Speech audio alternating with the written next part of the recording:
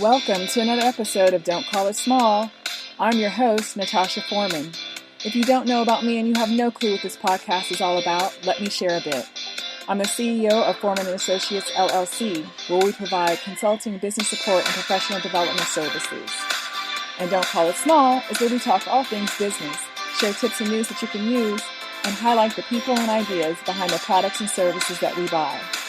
To learn more about our team, please visit ForemanLLC.com. Woo! Well, hello everyone. How are you doing today? This week we're going to have 2 episodes. Yes. Can you believe it? 2 episodes we're going to be featuring this week. I think 2. I may change my mind. But today I have someone special that I'd like to share with all of you.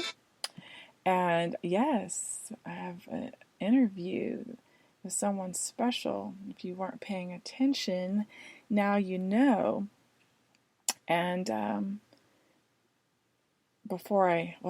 excited, so give me a second. Let's see how. So as I said, I have someone very special that I'd like to share with all of you.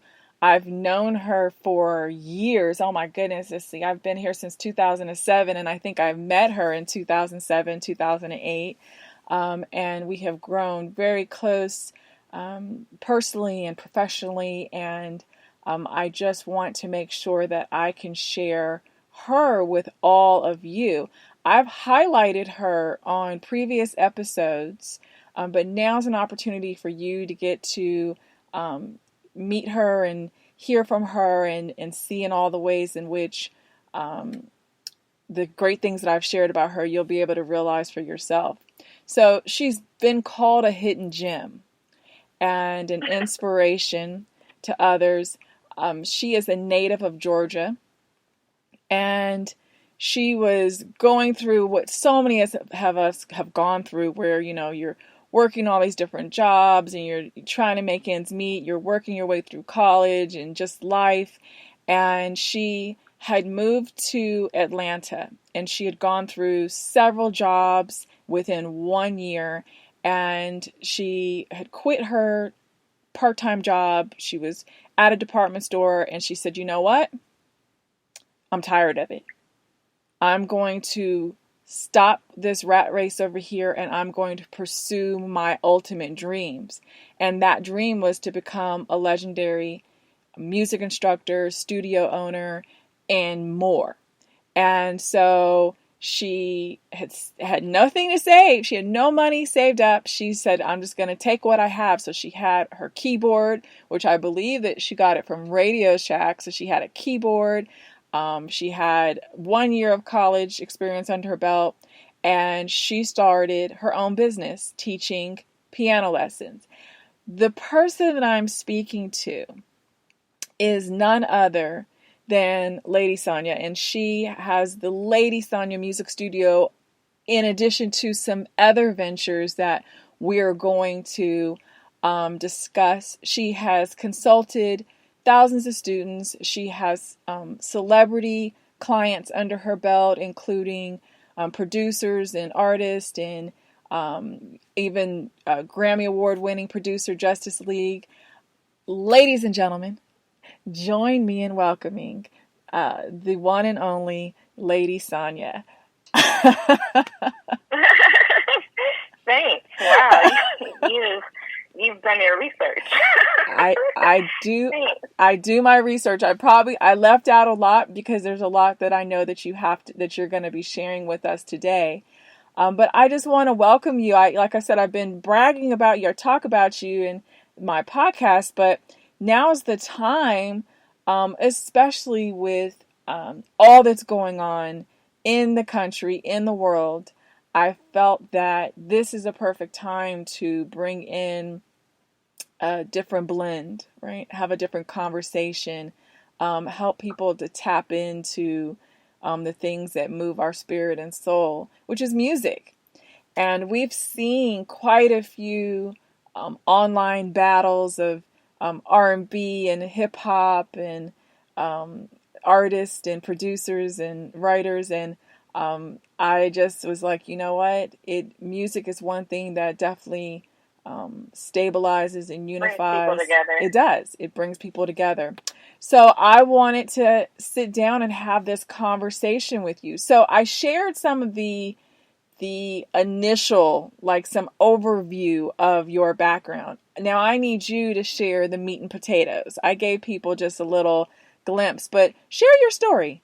Tell us, bring us from the early beginnings. I mean, we don't need the long,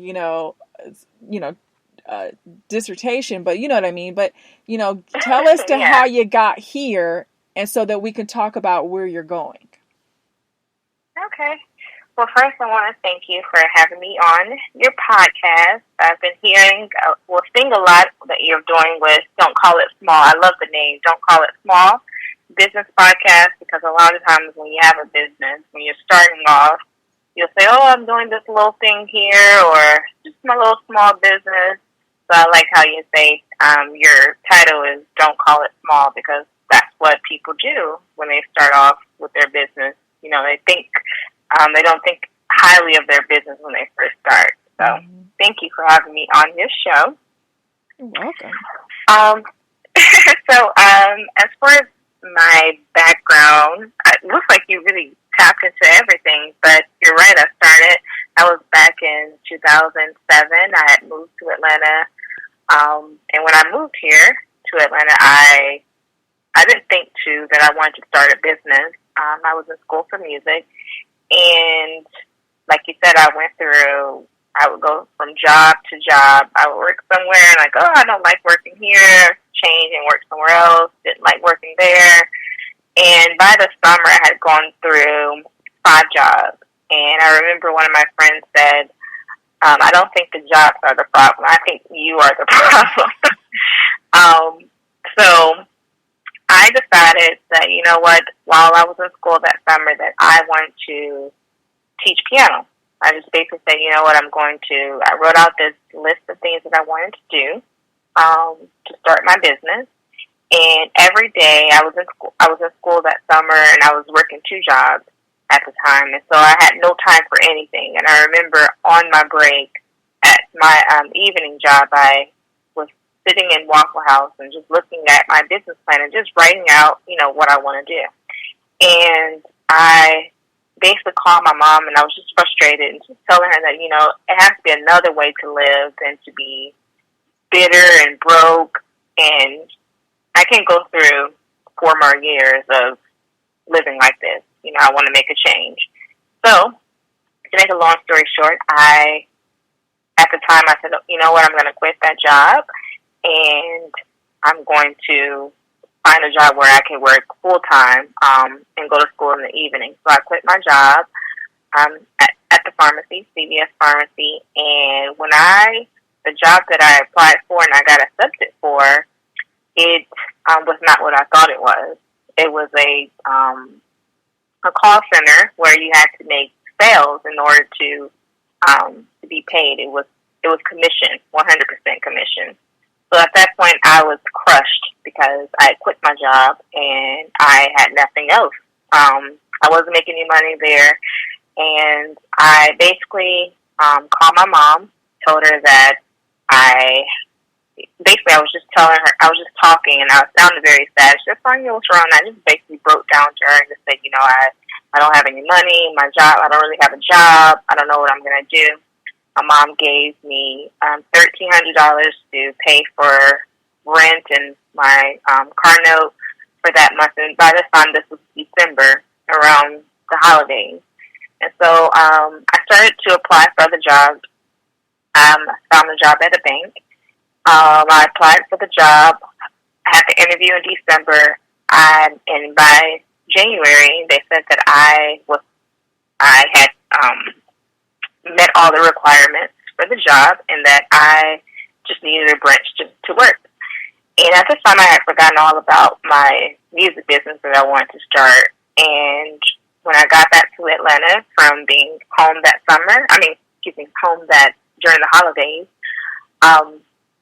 my mom said, okay, you have to find a job somewhere in the meantime because I can't keep paying your bills.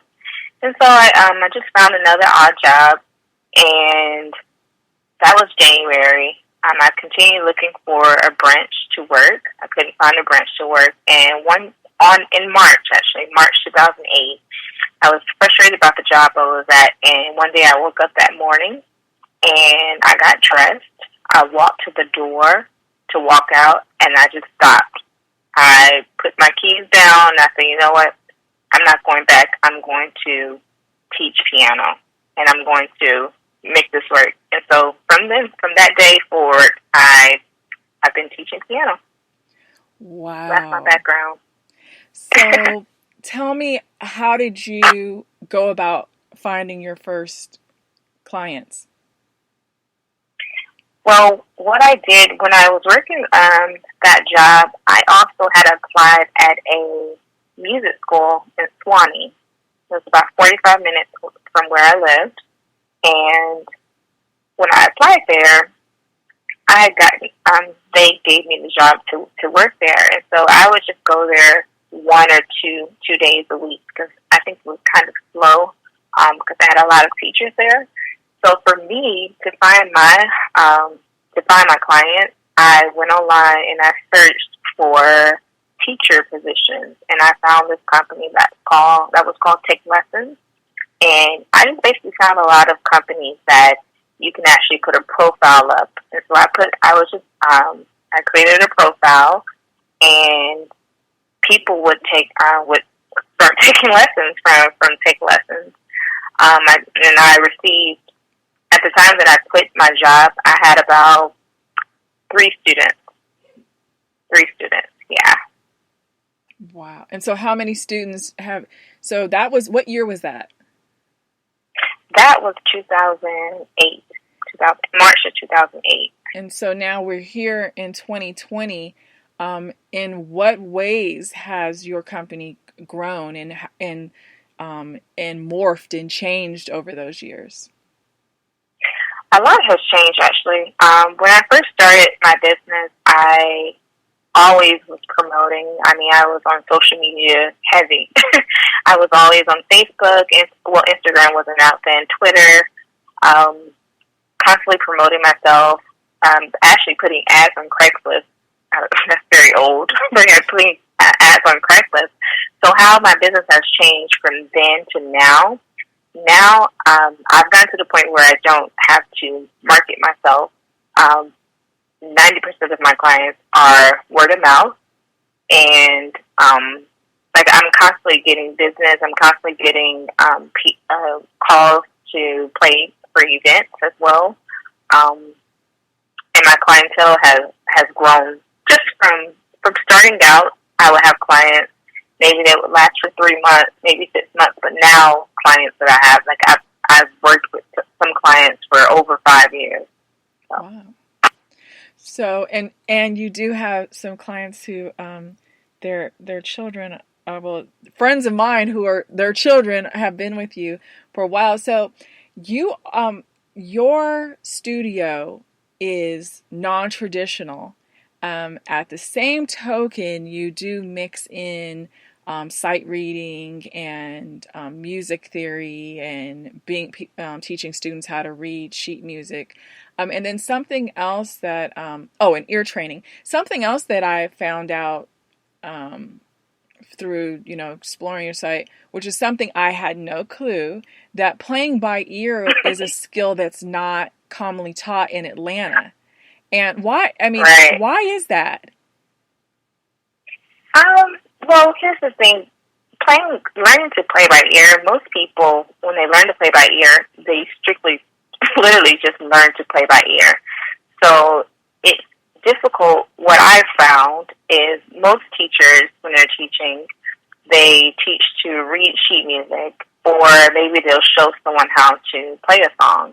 Even when I took lessons when I was a kid, I went through 3 piano teachers, and my 3rd piano teacher, she taught me as what she considered to play by ear, which was just to not use sheet music. But it wasn't until actually going off to college, going off to Georgia State and understanding theory, I was able to put two and two together and understand that in order to successfully play by ear for people who don't naturally go through the piano and just start playing, you would just need to learn theory, and theory that didn't involve sheet music. And that's something most studios, when they teach theory, it's involving sheet music, so it's kind of like they're teaching theory for you to read sheet music versus theory to play by ear. So when I started my business, I wanted to basically teach to my younger self when I was younger, because I felt like what I learned, my piano teacher taught me a lot, but it was a lot of things that once I got to college, I realized there were a lot of things that I didn't know. And so I wanted to, for my students who were youngest, who are as young as I was when I started, I wanted them to be able to successfully play by ear and actually understand what they're playing. So understanding the theory of how the sounds are coming together. So that's something that I didn't see when I did a lot of research. I didn't see a lot of studios teaching that. You know, that's an interesting point, because when I was a child and, taking piano lessons, we learned through sheet music. And the first piano instructor that I had, we did keyboards. And then my second instructor, she had an upright piano. Well, my father just knew that I was going to be this, classical pianist. And so he invested in a baby grand piano. The problem was that being taught on the older upright, it had a different sound than the baby grand.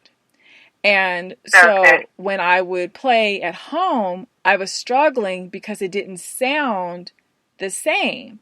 And so I knew I'm like, those are the right keys, but why does it sound different? And I spent more time analyzing why it sounded different. And so then when I would go to my lesson, my instructor, I forgot what she was from, I forgot which country. She had this strong accent. I don't remember if she was Russian or where she was from. And she just would berate me and just yell at me because she said that I wasn't practicing. And I was like, but I am. And I said, it sounds different. And I remember she brought me to tears one time, and I was just like, I'm done. Like, I don't want to deal with her yelling at me. She keeps saying I'm not doing the work, and I'm putting in the time.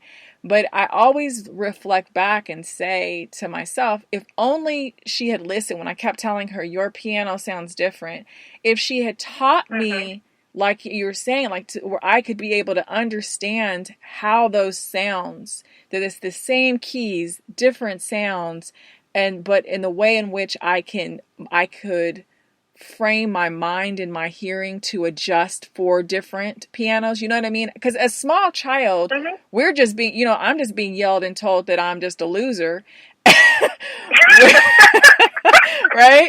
And you're like, and when playing an instrument, especially like a piano where you're having these different sounds, it's not the same as, kicking a soccer ball or throwing a ball or hitting, you know what I mean? Because it's the same. Like, it's not a drastic difference as it is with that. And for me, I was just, every time I would walk past, the piano in our living room, I had this scowl on my face because I just felt like I knew that I loved it, but and to me, I was just like, gosh.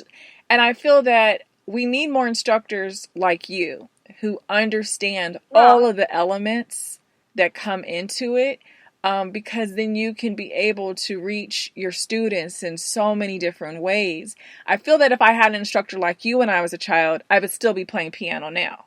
I'm not saying that I'd have been a classical pianist, but I would still enjoy that experience. I would have fonder memories. I always hear the horror stories with my clients. They would say that, oh, we had this one teacher, she did this. I'm like, oh my gosh. Yeah, so you're right. The teacher has to have patience, because you're saying that you you were telling her that it sounded different, but she just didn't interpret what you were saying, or she wasn't listening to what you were saying. Yeah, she was not listening to me. so I stormed out of there crying. I'm never coming back, and I never did.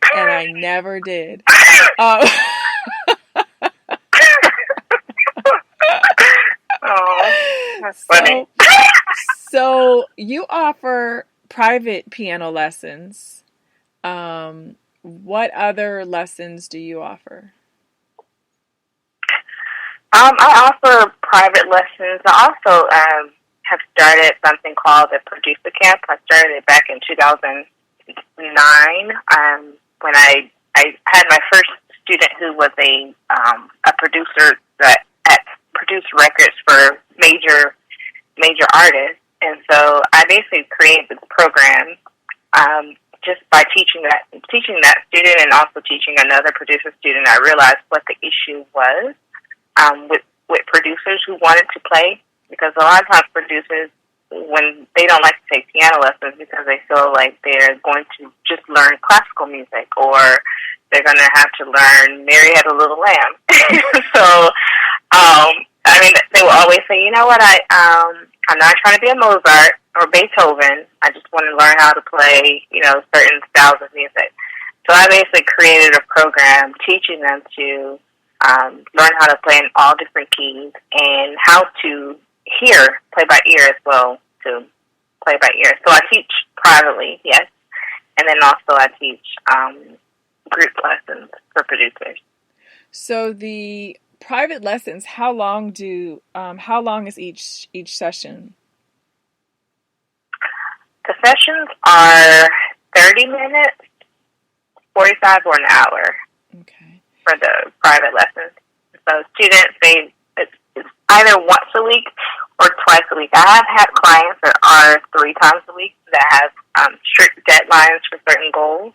Like maybe someone wanted to learn how to play a song for their wedding, or someone wanted to learn how to play a song for a talent show or something like that. But other than that, the lessons are standard once a week. So with all of the changes that are taking place with, COVID-19, do you have courses that you're doing virtually, or how have you made adjustments to address this issue and the possible concerns that you and your clients, have about this situation? Yeah, so it's funny because before COVID-19, I had already started softly promoting online classes, because for producers, I've taught producers that are in other cities and states as well. So once the pandemic hit, my current clients were transitioned to being online. And funny thing is, I sent out an email.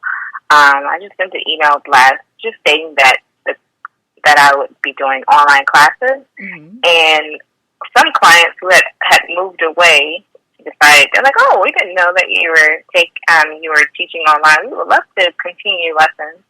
So it's actually kind of been a blessing in a sense, because clients who normally would not have wanted to try online classes have straight switched to online and actually love it. So. I love it. It's interesting. I'm seeing that dynamic shift in a lot of organizations where they struggle to have people embrace interacting online, but now there's this expectation that service is offered, and you're like, I've been trying to get you to do this, but some people are slow to embrace, and sometimes what happens is when they're forced into an environment, they now see it as a norm. And so I like that. So you do that, but you also offer private voice lessons. I do. I also offer private voice lessons as well. So how does that? I mean, what goes into that? I mean, we can think about the piano lessons, but what would encourage, or what would be the reason that a person would want to take private voice lessons? I can think of a few off the top of my head, but what have been some of the things that, for as far as people, reaching out to you for that? Actually, people have been reaching out for voice lessons because during this pandemic, they've tapped into new hobbies or something that they've always wanted to do. So I have a current client who decided to start voice lessons because she says she wants to be able to sing. She wants to sing at karaoke. So she wants to sing better during karaoke. So I think it's just that people are in the house and they're just trying to find different ways on entertaining themselves. And like, hey, let me try voice lessons. Has anyone ever come to you for voice lessons to enhance their ability to speak publicly, like in with groups or in meetings? No, I haven't had anyone. I could definitely see someone. I could definitely see that because it does help with the inflections and the ability to project. And oftentimes people that have a fear of speaking publicly, I truly can see the benefit of voice lessons because, like I said, once again, something about music, what it does, and our ability to be able to project, but it gives a greater sense of confidence beyond just going to a typical speech type of environment where you're learning how to speak. Is totally different than your ability to have a sense of confidence, but your ability to control that voice. Because I've heard people speak and then they have these different things and I'm like, what is going on? And and I do notice that people that sing or that have had lessons, or you came up in church or whatever, and is something in which you know how to properly use that diaphragm, and you know how to project, and you know how to use the different octaves and how to change and to shift. I think it would be very beneficial in helping people become, like, I could think of different politicians who definitely, they can take all the they can go to all of the different speaking organizations all they want. There's something about their voice they have not learned how to properly harness. And I think that voice lessons would definitely help. I mean, it's not like they need to have some long term because they're trying to be Patti LaBelle. But imagine, like, when we look at the different ways in which, storytellers. I've listened to some audiobooks. And some of the people that are doing the audiobooks, you could tell that those that are trained. And so we look at those that have theatrical backgrounds. And then there's some people who they wrote the book and they feel like, well, I should read the book. And I'm like, oh, no, you shouldn't have. But I imagine if they had the training to learn how to really work with what they have within. I think there would be an absolute benefit. So anyone that's listening, that's going to listen to this, that's contemplate, I really do think that it's a great benefit.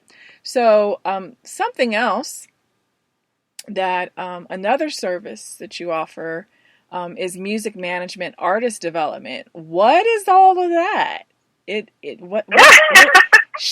Please share. What does that mean to those that don't understand? Well, basically what I like to do is when I reach, like you're talking about vocal students, I'll have vocal students who simply, like I said, just want to learn how to sing just for a hobby. Mm-hmm. But also I, from time to time, get clients who actually want to perform or actually are looking to better their voice because they want to start a YouTube channel or just be a performing artist. And a lot of times when they come in, they're starting from scratch with that. And so what I created was a way that I can actually sit down with them and map out what their goals are, help them figure out their brand on what they would like to name themselves, their target market, and that's basically what the artist development is about. It's just basically with me actually sitting down with them, asking them questions to help them figure out who they are, artists artistically, and then also what they want to do. Because a lot of times when we're trying to figure out songs, if we're trying to figure out a repertoire, that the song list should be resonated with the target market that they want to reach. I agree. You know, I invested 17 years of my life in the music industry. All good, all good. But one of my things that, you know, sometimes when I would go out to scout talent, go to all those countless, you know, shows and things of the sort, was that sometimes what would get me was artists would have names that did not align with the genre of music that they were performing, and sometimes like it, you know, it's, and then sometimes their style, like their voice or it didn't match the style. Like there's just all these different things that would detract away from the music because you're now analyzing the choices that they made. And one of the biggest things, and I think as you share on your site, that having that artist development, it can help save that person money by not making some of the mistakes that so many do. And speaking from experience of having to weed through artists and, you know, demo tapes and everything, all of that matters. And if they're not willing to invest on that front end, they then are devastated if they are signed, and that's a big if, right? If they are signed, they then feel so damaged that the executives, you know, are now weeding out all this other stuff, and now they're repackaging them a different way, and they're like, but why? Because you don't match that. But you would have known that had you gotten the assistance in the front end. And I think that being properly, knowing who you are, knowing what it is, the story that you're trying to share, the how you're trying, who you're trying to connect with, is definitely important. Because if not, once you get into the business of the music business, you'll have a really harsh awakening to what is about to unfold. And usually it's a repackaging, it's a rebranding that does not align with who you are and who you want to have this conversation with. And every time you write a song, sing a song, it's singing to a person, a certain person. And if you're not, then it's like, it's kind of like you're cheating, right?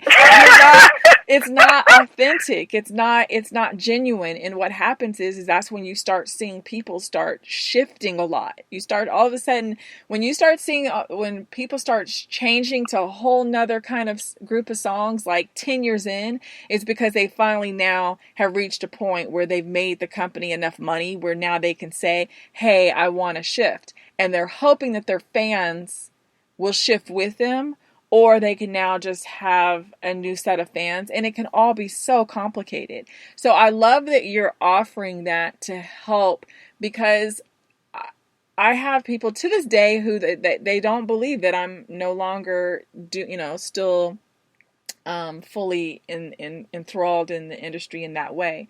I still offer consulting if anyone would come, but most of the time people come to me and I just redirect them. Can I send you my demo? And I've had people send me demos all the time. And I'm like, if you want my honest opinion is you need voice lessons. There's a lot of rappers that need lessons.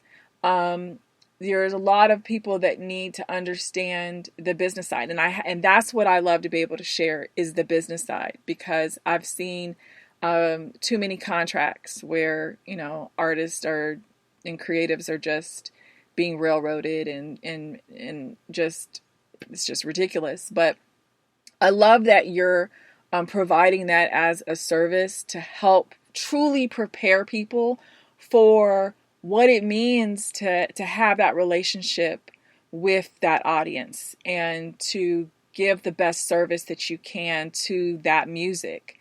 So I truly appreciate that as an absolute added bonus. Are there any other services that I failed to mention? No. Looks like you covered them all. Did I? Did I cover all of them? So you did your homework. I try to do my homework as much as I can. Now tell us about the students. Let's just go back to the piano students. So you do private as well as do you do group sessions as well for the piano? Well, that was for the producers. Okay, yes, group lessons for producers. Okay. Yep. So, what's the age range for the piano for most of your clients? Because I know there's someone who'd be like, "Oh, I'm too old," or maybe my child is too young. So give the range of your students, the age range. So the youngest I teach is 3. Okay. The youngest I've taught is 2 years old. Wow. Yeah. If they could count to 20 and they know their ABCs, then they can take piano. Really? So I've had 2-year-olds who are able to do that. So, and it's funny because I would teach. We would have the lesson, and then when I would walk them to the car, they would hop in their car seat. I'm like, "You're a baby." And they were like such a big girl, big boy when they were in their lessons. And when I would walk to the car and they have to get in the car seat, I'm like, "This is a baby." Yeah, so that's the youngest I've taught. The oldest I've taught, I'll let you guess. What do you think of? How old do you think the oldest is? 80. You're close. 85. Really? 85, and he was a beginner student. He was living alone. His wife had passed away, so he bought a piano and a puppy, and he said he wanted to learn to play the piano. Oh my goodness, I love it. Yeah. Just proving that you're never too old to learn. You're never too old. Like, he actually he put the stamp on that statement that it's never too late. And he was not the typical 85-year-old. Like, he would go home and search things online, come to the lesson and tell me, I figured out how to do this, or I like the way this sounds. This sounds good when I do it. So he was not the typical 85-year-old. I love it. Yeah. So we have LadySonya as far as the instructor, but you also are a pianist for hire. So people can hire you to come and play for their dinners or parties or receptions or memorial services or corporate events and a litany of other events that could take place. Tell us more about how someone could hire you for that service. Well, basically, if you just go to my site, everything is actually on LadySonyaMusic.com, LadySonyaMusic.com. And you can schedule a consultation for pianists for hire. Like you said, I play for weddings, parties, corporate events. It's funny, for COVID-19, I actually played, I actually had a virtual gig. I had clients book me to play while they were virtually having dinner with their friends. So, really? Yeah, it was pretty cool. I love it. I would have never thought, but I love it. So what was interesting. What was the feedback from all the participants that were there? Well, they were just saying after I finished, they're like, more.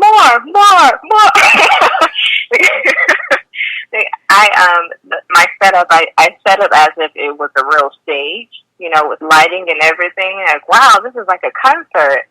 It was really interesting, really cool. I love it. So that means you're open for more virtual shows. I am. I am. Yeah. So, we talked about in the ways in which you support producers and vocalists and those other creatives who are in the industry or trying to take those first steps in. And something that you've been providing for the past few years that really touches my heart is your foundation. Your Music is Giving Foundation. And this is a source that you wanted to be able to provide to help, provide funding for musicians and passionate art entrepreneurs and startups. Tell us about the Music is Giving Foundation and the mission that drives it. Well, the mission is basically I just want to give to my younger self. I was thinking of a way that one day if I decide to retire from teaching, I wanted to have something where I could basically pull back and help someone else who was like my younger self. When I started my business, it was something I was very passionate about. And so I want to be able to give grants to people, even if it's not for music, just in general, people who are passionate about something and they have a story, like the story that I've shared at the beginning of this call. I want to actually help that person. And then also, I like to help, I also like to give scholarships. I just last year when we had our second event, I shared that I remember when I was a kid and I took piano lessons at a younger age, and I was the only kid amongst my friends who took piano lessons. And it was a huge sacrifice. I'm looking back on that because on Saturdays, when sometimes girls, you want to have sleepovers, if I would go to a sleepover on Friday, my parents would have to grab me Saturday morning for piano lessons. Or if friends came over to play, I would tell them, hey, I have piano lessons. Give me 45 minutes and I'll be back. So I just wanted to basically give back to people like my students who have sacrificed to learn an instrument and to tap into learning an instrument. I want to basically give scholarships, be that source to help aid with their whatever they want to go to school for. So what are the requirements for the scholarships for anyone that wants to apply for one of the scholarships? The requirements is just if they live in Georgia. I'm a Georgia resident. Also being proficient in an instrument. It doesn't have to be piano. It can be any other instrument. Having a 3.0 GPA. And also if they are pursuing a degree, it would be a bachelor's or a master's degree, and also being under the age 25. Okay, and I saw that was as of October of this year, October 1st. So be 25 or younger as of October 1st of this year, is that correct? Yes. Okay, so what's the minimum age for eligibility? 16. Okay. And then you mentioned the for the businesses, for the entrepreneurs, you mentioned that you have business grants. So what are the requirements for someone who wants to apply for a business grant? That is strictly it's case by case, but it's for someone who can show that they're starting a business and show the passion that led them to start that business. So for someone who maybe their dream since they were a kid, they were doing hair, and they show and they say that, this is something that makes them happy. it's more than just doing hair. It's the smile that they have from the client's face. So them basically just showing what they're doing is something that they're passionate about, and also something that is helping the community. Awesome. So how can people learn more about the Music is Giving Foundation? Where can they go? Everything is LadySonya Music. So if they just go to LadySonya Music and just /music is giving. So LadySonya Music /music is giving. Awesome.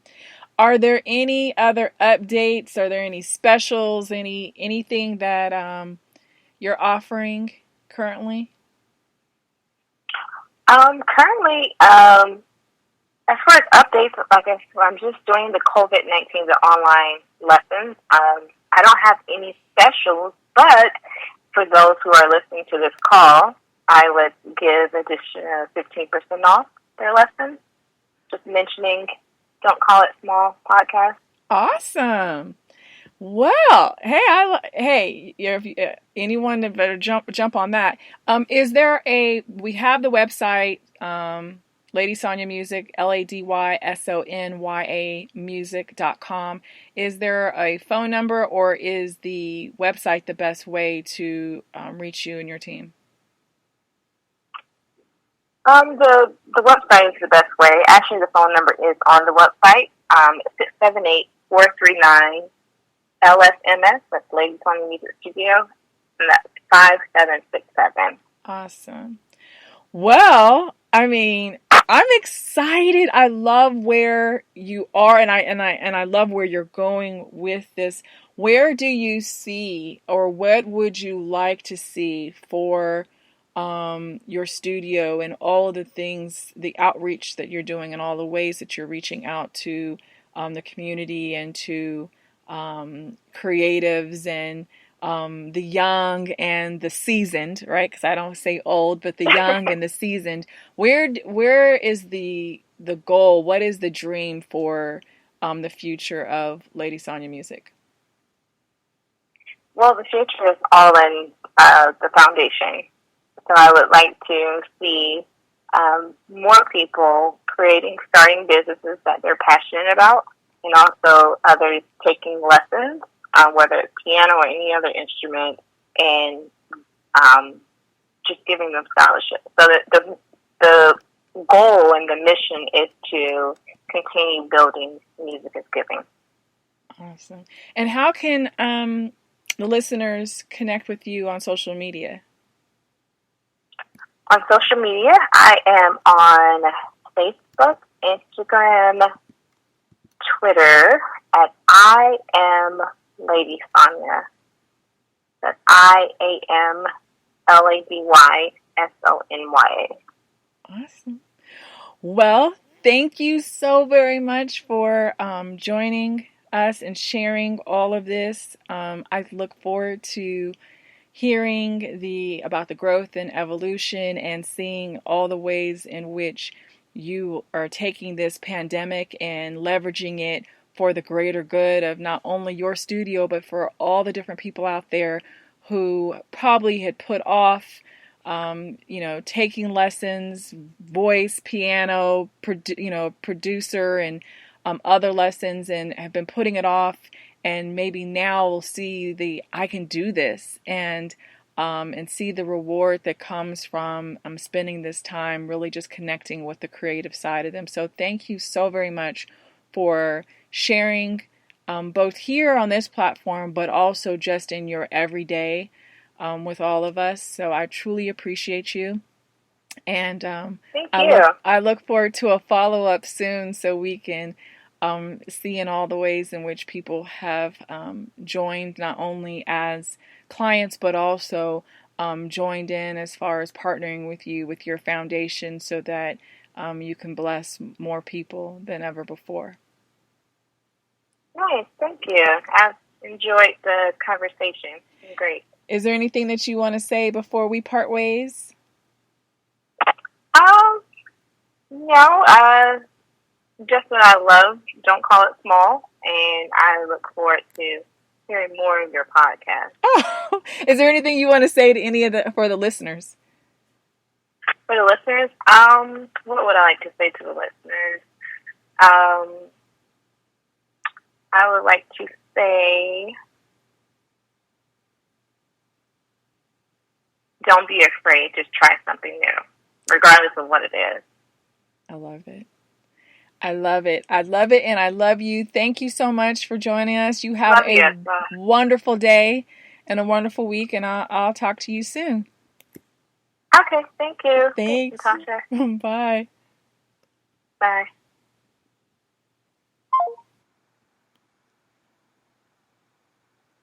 Wow, that was an absolutely amazing. I'm just taking this moment just to kind of reflect on that conversation with LadySonya, and hopefully it resonates with all of you in the way in which you could be going through the day-to-day, the mundane, and you could be frustrated because you're not actually pursuing your passion. And maybe you're fearful of pursuing your passion because you don't think that you have the resources, the money, or the tools, or whatever in order to make it. And sometimes it just requires that leap of faith and just to step out there and just to try it. And here we see that we have a young woman who decided to do that. And of course, what was one of her motivations was her mom saying, look, I can't keep paying your bills, so you're going to have to figure something out. And I think some of us, especially right now, with all that's going on in this country and around the world, not only just with COVID-19, but the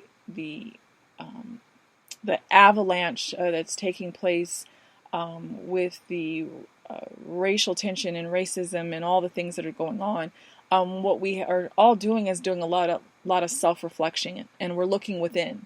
And in doing so, you can see that life is truly short. And so why do we continue to waste precious moments not pursuing the things that we love or the things that we have interest in? Even if we fail at it, it doesn't matter. Try it anyway. And so once again, I want to thank LadySonya for sharing her story with us, and hopefully inspiring some of you to pursue your dreams, to also reach out to her music studio for virtual and online private lessons. It's, to hear the story of the 85-year-old, that just right there, it seals the deal, and hopefully it seals it for you. You know what that is. It's that time again. Time to wrap up and go our separate ways until next week. If you have questions or suggestions about this show, please email them to us at don'tcallitSmallBiz@gmail.com. I'd like to leave you guys with a couple of quotes from the living legend Quincy Jones.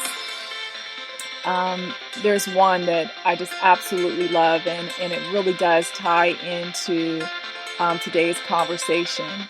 And Quincy Jones has said, "Thank God. 50 years ago, I learned that a great song, our entire business, is all based on two things: a great song and a great story. Film, television, if you don't have that story, nothing else matters. You don't call anybody else or direct anybody. The same with a song.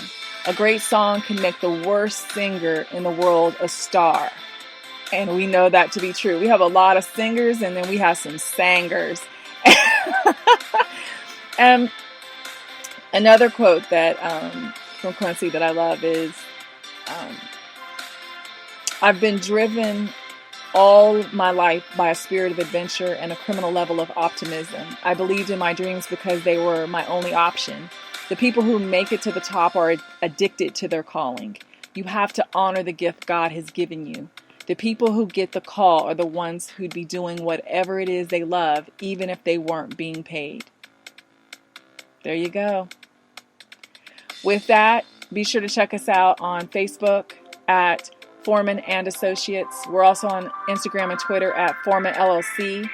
Our podcast Twitter handle is It Ain't Small.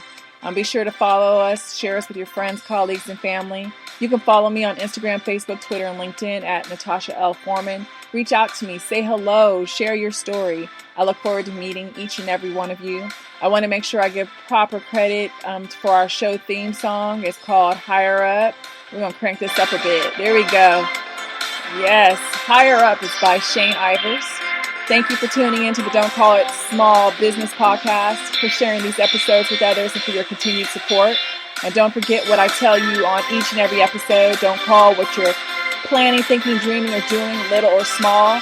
Go big, go bold, or go nowhere.